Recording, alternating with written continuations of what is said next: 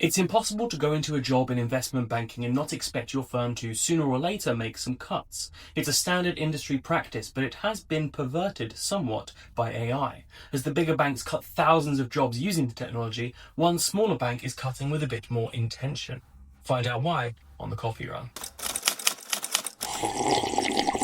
This week's top story is about Perella Weinberg Partners, a boutique investment bank which is reportedly laying off 10% of staff.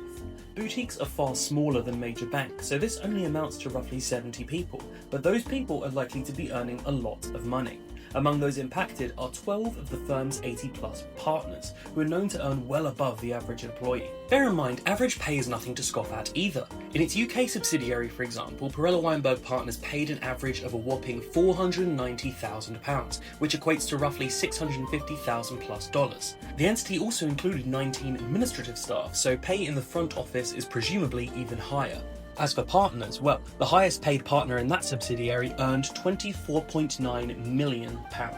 Unlike most banking layoffs these days, the reason for PWP's cull is more traditional. They had a pretty bad year. In 2025, revenues fell 14% despite the bank hiring 12 partners and 11 managing directors. According to Bloomberg, PWP is particularly active in energy investment banking, which of course has been in disarray over the past year due to various geopolitical conflicts. For Q1 of this year, net income at PWP plummeted 91%, something seemingly had to give. The bank seems to be getting rid of underperformers as it makes way for some big names. Last month, it announced that it was acquiring UK advisory firm Gleacher Shacklock. It was co-founded by Tim Shacklock, who once upon a time was the highest paid banker in London. In 2003, he supposedly earned £26 million running the corporate finance business at Dresdner Kleinwert Wasserstein. That's equivalent to over £65 million today. Some of the most well-known bankers of today, like Citi's Viz Raghavan or JP Morgan's Doug Petno, are earning between just $20 and $30 million. Of course, Shacklock presumably isn't earning that much now, but he and his firm can't have been cheap. Contrast this to the sweeping layoffs occurring at the bigger banks. This month, Standard Chartered said it would be cutting 15% of staff, or roughly 8,000 people, over a 4-year period.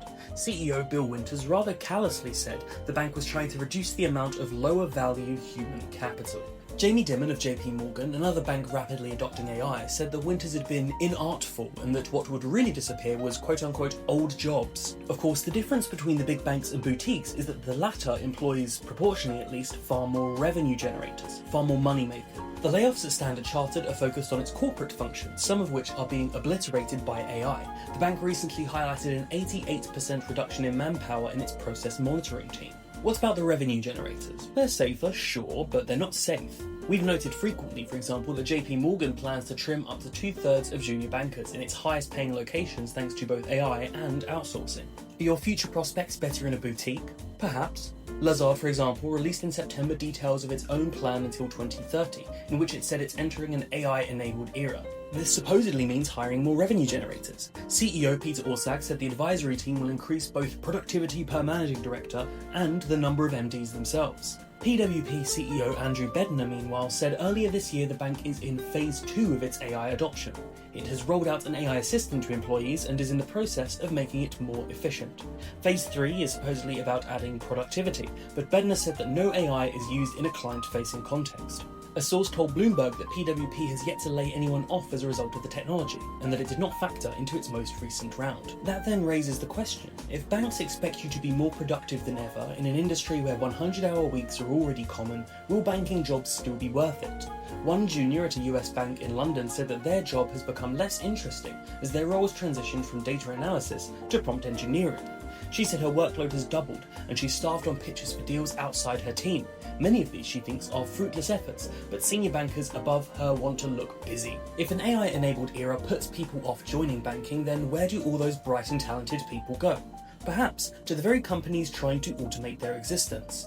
Nicholas Lin, for example, who leads Anthropic's product team for financial services, started life as an M&A analyst at Morgan Stanley and has worked in various other financial services firms, including fintechs like Stripe. Anthropic's CFO, Krishna Rao, was previously at private equity firm Blackstone.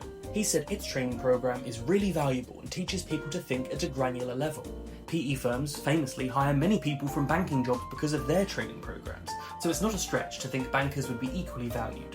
Thank you for watching The Coffee Run. If you want daily updates on the biggest stories in banking and financial services, subscribe to Morning Coffee, our weekday newsletter.